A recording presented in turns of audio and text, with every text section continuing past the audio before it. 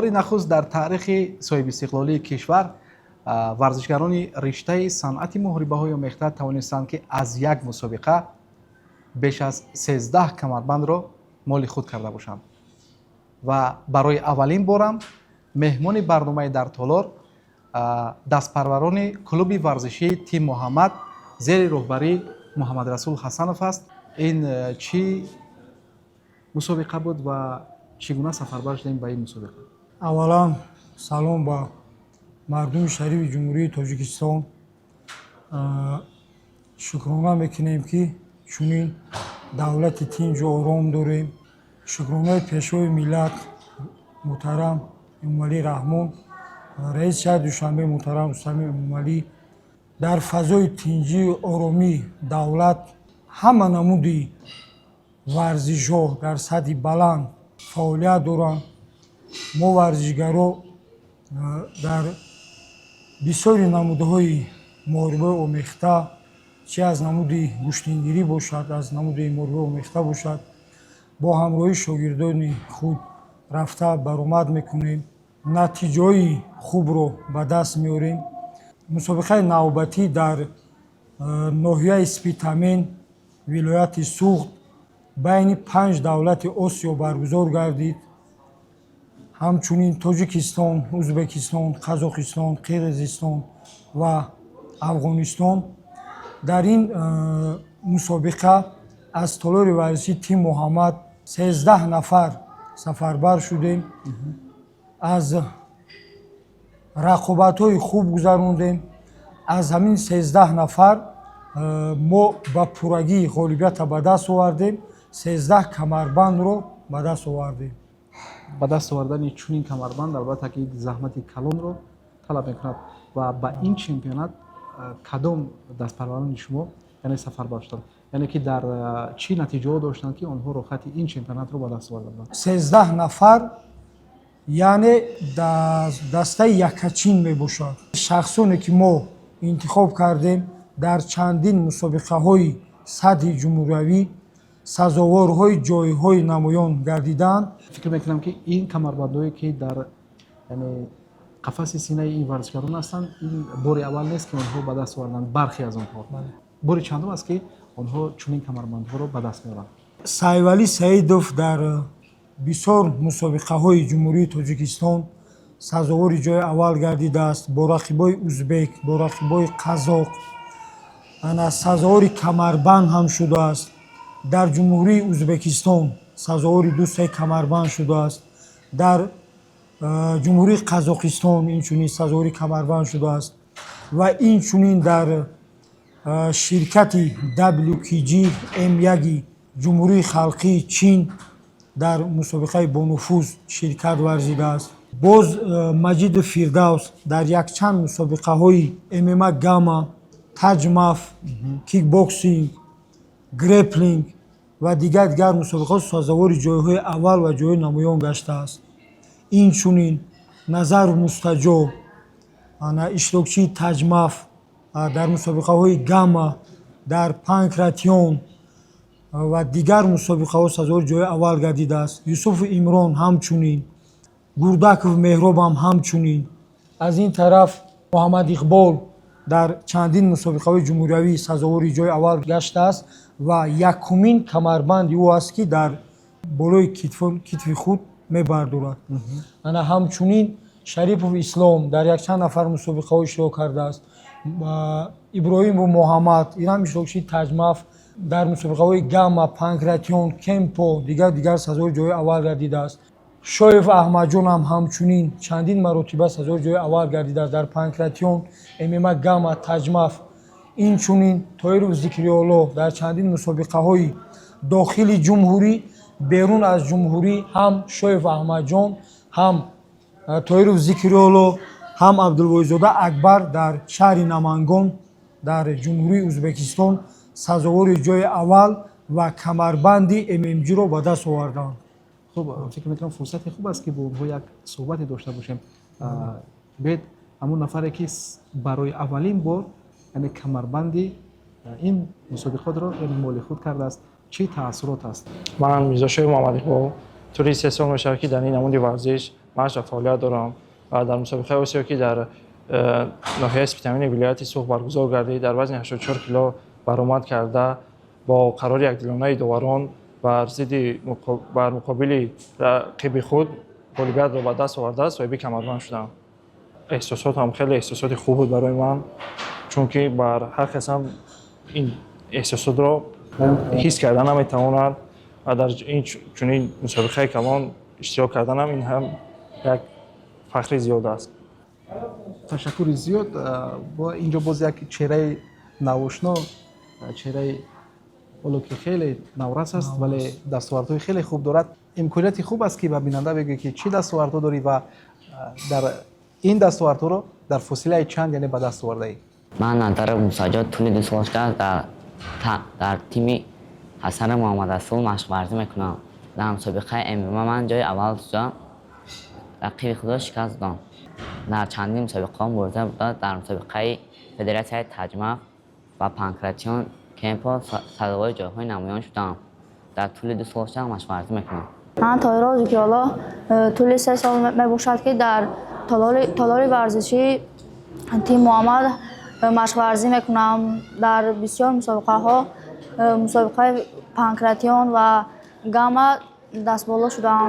Бори дуюмин мебошад ки ман ин камарбандро сари китфи худ боло мебардорам. Дар баробари мураббии ҳирфаӣ будан шумо яке аз варзишгарони ҳирфаӣ дар ҷумҳурии Тоҷикистон яъне иқомат мебаред. Барои шумо мушкил нест ки дар баробари муҳорибаро пеш бурдан бо шогирдон мураббигӣ кардан ҳамзамон боз худ дар ҳамон мусобиқаҳо яъне ки ба ҳайси варзишгар боз баромад мекунед?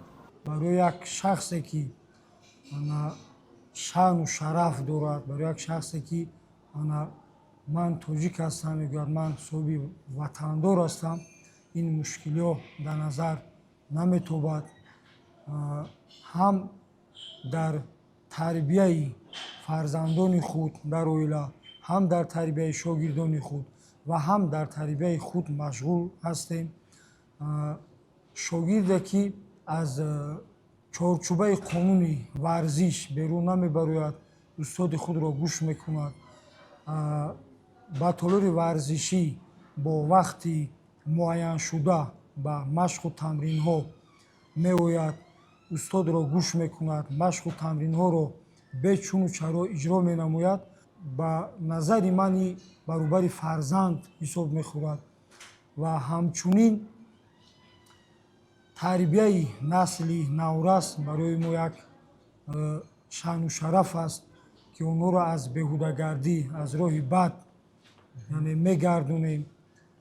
Онҳоро ҳамчун варзишгари яъне парчамбардори ватану миллат тарбия менамоем, бо рақибони худ ғолиб бароянд ва парчами ҷумҳурии Тоҷикистонро баланд бардоранд, суруди миллии ҷумҳурии Тоҷикистон садо бидиҳад. Ана он вақт ман аз чунин шогирд мефахрам ки ман масъули кори худро бечуну чаро иҷро кардам.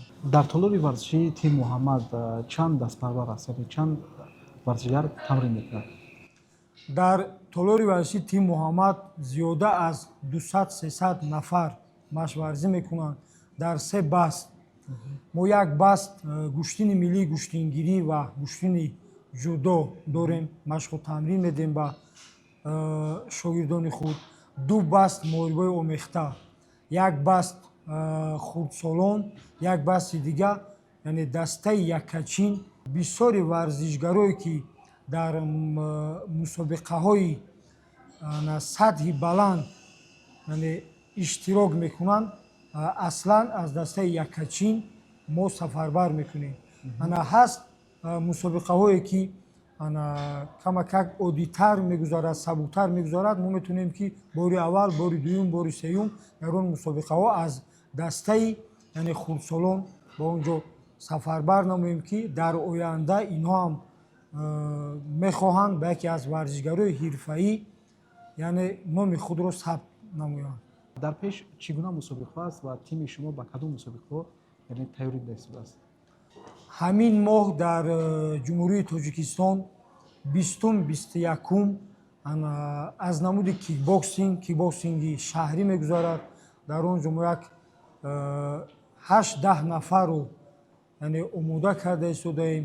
Мехоҳем дар мусобиқаи кикбоксинг иштирок намуда бо ғолибиятҳо, яъне бо дастовезҳо ба толои варзишӣ барбигардем. Дар мусобиқаи греплинг тим Боимуродов мо 15 нафари дигарро тайёр намуда истодаем. Мехоҳем дар он ҷо сафарбар намоем. Дар он ҷо гурӯҳӣ мешавад, яъне дар ҳар як вазн давр мегузарад. ғолибияти ҷои аввал ҳам соҳиби медалу диплом мешавад, ҳам соҳиби камарбанди ҳамон греплинг мешавад.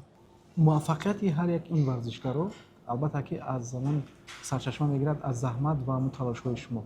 Ва имрӯз ин заҳмату талошҳои шумо яъне самар додааст ки шумо тавонистем ки яке аз аввалинҳо шуда аз як чемпионат яъне шумораи 13-ро ба худ рақам занед ки яъне 13 камарбандро моли худ ва дастпарварии хеш карда бошед.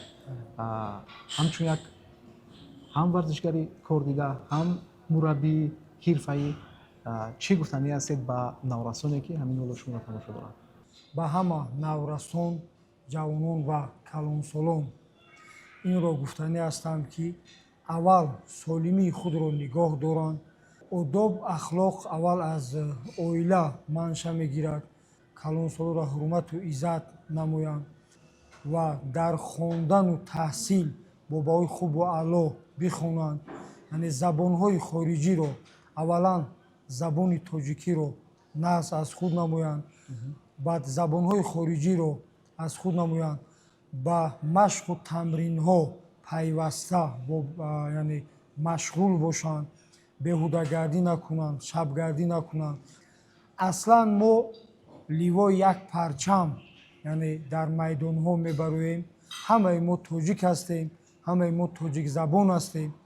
мо зери як парчам яъне қувваозмоӣ менамоем бо рақибои мисол дигар халқу миллатҳо ҳаракат менамоем ки парчамро боло бардорем. бисёри ёру рафиқо ба ман савол медиҳад ки муҳаммад бародар сину солат ба ҷое расидааст, метавонӣ рақобатҳои худро ба анҷом расонед, дигар дар тарбияи шогирдон шавед? Намешавад инчунин. ман ба онҳо мегӯям як оташ ки дар вуҷуди ман аст, ҳоло ҳам ҳамун оташ хомӯш нашудааст.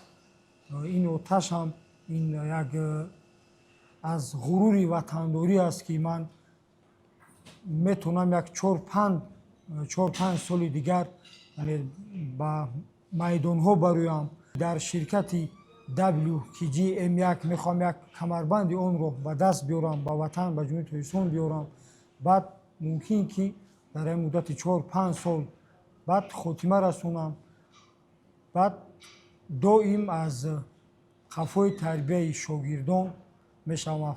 мо шоҳид гаштаем ки чӣ гуна шогирдони шумо аз дилхо мусобиқаҳо чӣ ҷумҳуриявӣ ва чӣ байналмилалӣ яъне онҳо сазовори ҷойҳои ифтихорӣ гаштанд. ва ташаккури зиёд барои як суҳбат, барои ошно кардани ин чемпионат ва ин камарбандҳо ба шумо барор мехоҳем ва умед меравад ки дар рӯзҳои наздик боз аз дигар чемпионатҳо ҳам чунин натиҷаҳоро ба хазинаи варзишӣ миҳан рақам мезанед. абулқосим фидавсӣ чунин гуфтааст: пароканда лашкар наояд ба кор, 200 марди ҷангӣ беҳад 100 000. Тим Муҳаммад, Тоҷикистон! Тоҷикистон! Тоҷикистон!